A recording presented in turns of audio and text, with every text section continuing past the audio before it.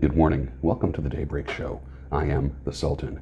We'll get started, but first, a very much needed cup of coffee.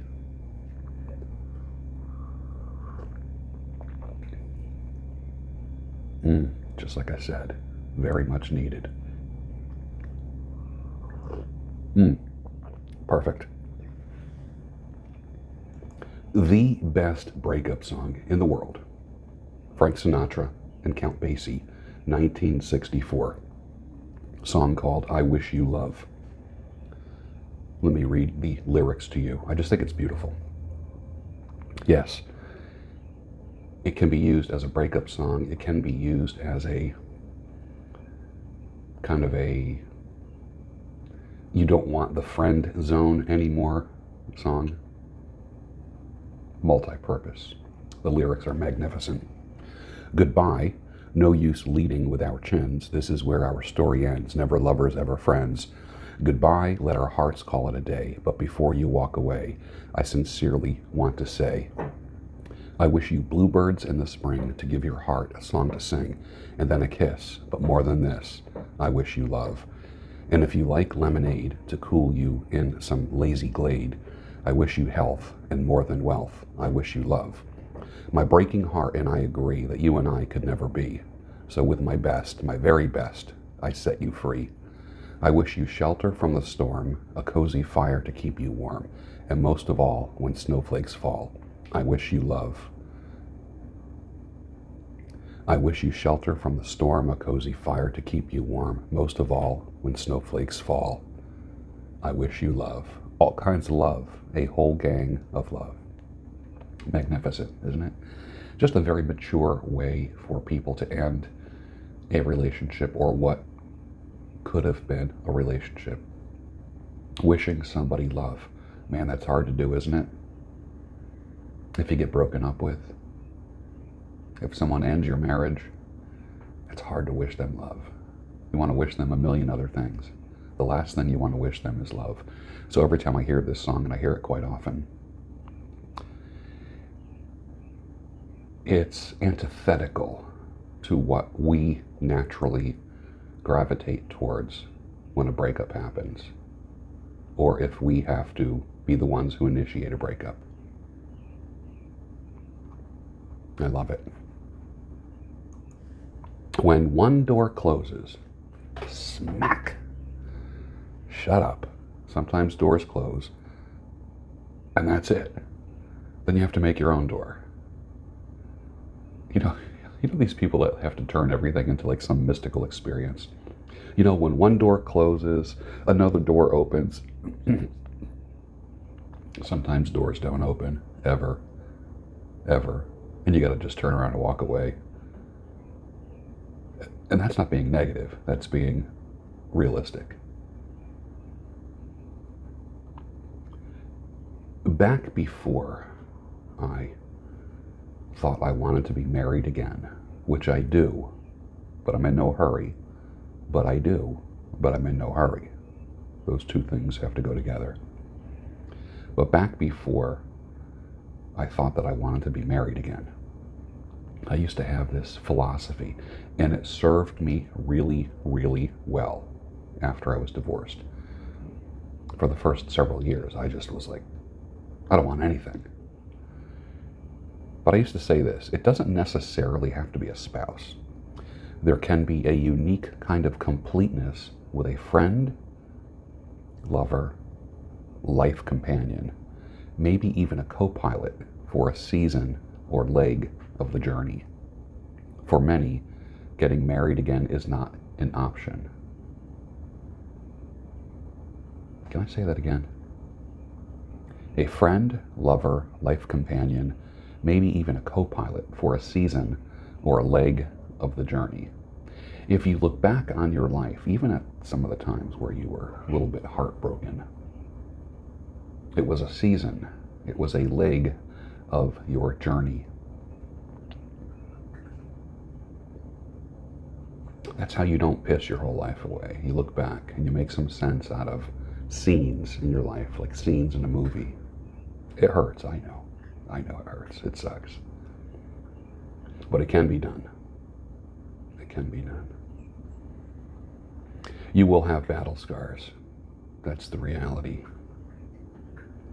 I got 2 or 3 wrinkles on my forehead that I didn't have. Adds character to your face. Mony Mony, the title of the 1968 song, is said to have been inspired by Tommy James' view of the Mony sign atop of the Mutual of New York building on the New York City skyline from his Manhattan apartment. Mutual of New York. Mony. You know the song Mony Mony. Get 'em before the apocalypse. Machetes at Harbor Freight are only $4.99. You never know when you'll need one. They're probably single use and disposable, but you never know when you're going to need them. Invest in something that can't be stolen, burned down, break, or depreciate. Your brain. Take a course, a seminar, a workshop, anything continuing ed. It's a great way to increase your value in the marketplace during a lockdown time. I can't wait to take my next class. Can't wait. I'm trying to figure out now what I want to do as far as my next class. Learn a completely new skill, even. Keep your brain moving, never stop learning. And remember, education is a lifelong process. Never stop learning. I know a place, y'all. Ain't nobody crying. Ain't nobody worried. Ain't no smiling faces lying to the races. Staples singers. Some of you know that song. Do-gooders will perish in the crisis. You ain't seen crisis yet. If telling you to stay in your house and put on a mask is a crisis to you, you have no idea what a crisis is. The true do-gooders will perish in a real, true crisis. Crisis does not care about your feelings. I just noticed stores having commercials that are saying, please take only what you need.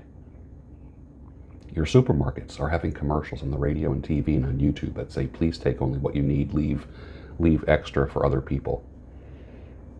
Right here. They're preparing you for a food shortage. Don't kid yourself. When Mother Government will be the one that feeds you, and you'll be happy for your crumb. You'll be happy for your Soylent Green that they give you. For years as a prepper, I've said stock up. When you think you want to buy 1 can of something, buy 3 cans. Put the other 2 away. Now they're saying, don't stock up. Right here, stock up. Feed yourself and your family first. Put your oxygen mask on first before you try to save others. Do-gooders are the first to perish. They are the first ones to be eaten when crap hits the fan. Take my word for it. It sounds mean. It sounds horrible. It doesn't sound Christian. You know what's real Christian? Taking care of yourself and your own family. There you go. That's what's Christian. Charity does begin at home. Blows my mind. It's easy to be a G, isn't it, when life is smooth? But the real G emerges in the crisis, the real alpha, the real leader, the one who remains calm. And most of the ones who claim to be superior, men and women, crumble in crisis. The biggest sheep and the most gullible ones are the ones who watch TV. It's now very clear that they are programmed because all of their conversation is about what they just watched on television. Obey, obey, consume. Be careful. Be happy for your morsel from Mother Government. I have noticed there's a difference between conservative men and so-called liberal progressive men during this crisis. Liberals, like I said, will be the first to be eaten. Conservative men will have many concubines if they choose. Just a thought. And it's really weird watching men turn to women. And I'm not talking about trans either. It's weird watching men start acting like women in the past 6 weeks. Social media, you're watching men fold up. That little tiny bit of testosterone that they had in their body just dried right up as they submit. Now you're under control. Now you do what they told you. Rage Against the Machine. What was that, maybe 92, 93? You're finding out quickly that you exist for the government and not the other way around. Surprise! Most modern Christian solutions to men's modern problems are useless pieces of crap and wastes of time. I have yet to encounter a ministry or a church that knows how to deal with a man in crisis, deal properly with a man in crisis. If there's no guidebook, they don't know what to do.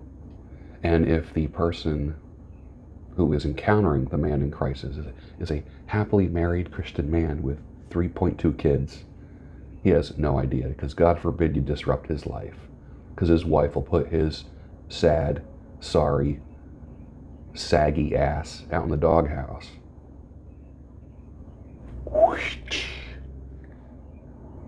It takes guts for a man to be the head of his house and to be able to help another man somehow, some way. Most men can't do that because the feminine runs the house. And sometimes that feminine is him. Finish your coffee. And I'll see you tomorrow on the Daybreak Show, your home of sanity, clarity, and reason.